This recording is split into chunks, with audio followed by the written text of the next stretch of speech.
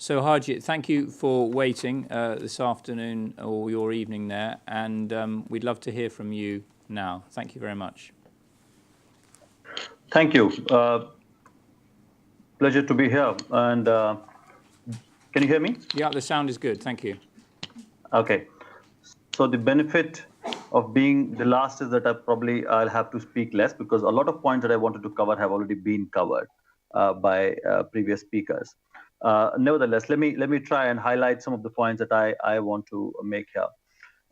Lindsay started talking about the positive aspects of the current draft. Let me start with the positive parts. Um, so apart from the climate scenarios being mentioned in the document, which we think is key, however, it has not been mentioned adequately. There are other positive aspects. There is a passing reference to new risk, which we think is extremely important when we talk about climate change because the impacts are still unfolding. There's a clear mention about islands being more vulnerable, and we know that islands are far more vulnerable to climate change.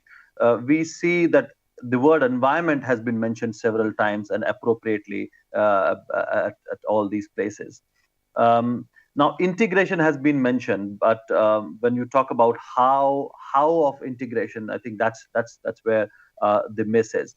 Now, when I look at the entire document in totality and try to understand the from the climate perspective, one can clearly see while the number, as Lindsay mentioned, the number of references have gone up, but the feeling I get is there is still a reluctance within UNISDR to focus on climate change.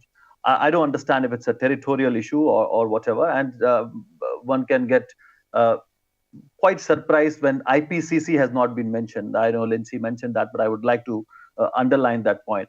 And this is quite funny, as if IPCC belongs only to UNFCCC and climate community, and UNISDR is not allowed to talk about IPCC. Um, and this is where the predictions that IPCC made in its fifth assessment report launched last year, it's extremely important because when you talk about climate scenarios, unless you look at the rising emissions and rising temperatures due to that, how do you prepare yourself and reduce risks vis-a-vis those rising temperature scenarios? And we all understand, and IPCC has been emphasizing on that all this while, that 1 degree temperature rise, which we are already going through the impacts of. 2 degree doesn't mean two times of 1 degree temperature rise. It could mean 20 times or 200 times, and same applies for 3 degree and 4 degrees. I think that the gravity and the impact that we are likely to see, I think that emphasis has not been given in this document. Similarly, one of the very contentious issues at UNFCCC, Sam, you know very well, and people who are working on climate know the whole issue of loss and damage. Now, the term loss and damage has been mentioned here, but what we realize that the way the whole issue should have been approached in a more comprehensive manner has not been done. Now, one can understand the political side of it, and that can be ignored, but how and what kind of impacts one is likely to see due to climate change, I think that should have been mentioned more adequately. And linking to that, I think one of the big myths in the document is talking about slow onset events. Uh, so in the preamble, it talks about the new risk, but it doesn't talk about what kinds of new risks. There are risks that we never talked about, and they are the ones who are going to make our life miserable. The issue of glacial melt, sea level rise, increasing pace of desertification, ocean acidification, and there was a study in Indonesia which said at a particular place, 45% of farmers fisher folks lost their livelihood because of ocean acidification. Now, these are the kind of challenges we are going to face in future due to climate change, but the document doesn't give adequate reference to that. And interestingly enough, when you look at the climate change policy papers, Cancun Adaptation Framework that came up in 2010 adequately talks about, it references HFA, it talks about disaster risk management.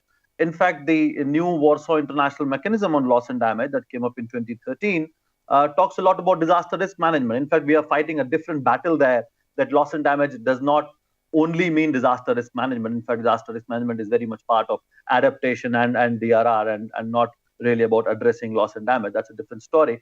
But how do you connect those pieces is completely missing. And especially when so much of knowledge is already being generated. And when you're talking of a framework which is going to last for 15 years, and this is not a UNFCCC forum where you will meet every year and you have the opportunity to add text to it or take decisions and review learning.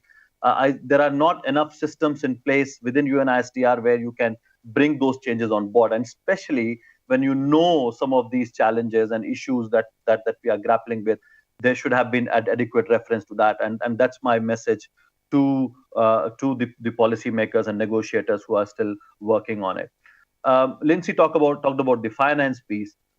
Uh, it's shocking. You talk about different institutions, but you don't give any reference to Green Climate Fund, which is now active. You already have $10 billion being pledged to be put into the system, and you still don't talk about it. And here, there's so much of effort going on to raise money in that fund up to $100 billion and even going beyond. Similarly, Warsaw International Mechanism has not been referenced at all. I think so it's quite puzzling to see that there's a lot of development that's happening, which is clearly linked with disaster risk reduction, and here the framework doesn't adequately reference it. The way I look at it, the adaptation work stands on the feet of disaster risk reduction. The kind of experience disaster risk reduction community has and UNISDR as a system has is going to be extremely instrumental to implement adaptation. And of course, Lindsay was also talking about the reference, how the money that is originally meant for adaptation is actually implementing DRR and going beyond that. Of course, there are issues around conflict not being mentioned. Ben was talking about the totality and how do you look at different kinds of risk, everyday risk, and then the human rights language. How do you look at, and especially being UN, how can you ignore and not have strong language on human rights? So these are some of the issues that I find in the text. But I would like to come back on the finance part, and since Ursula is here, and I would like to kind of spark a debate which we are also having in the at UNFCCC. The whole talk of integrating and mainstreaming risk reduction in our development approaches and adaptation and everywhere. But when it comes to funding streams, the funding streams are very different. We know how the funding is going to flow from international system to countries.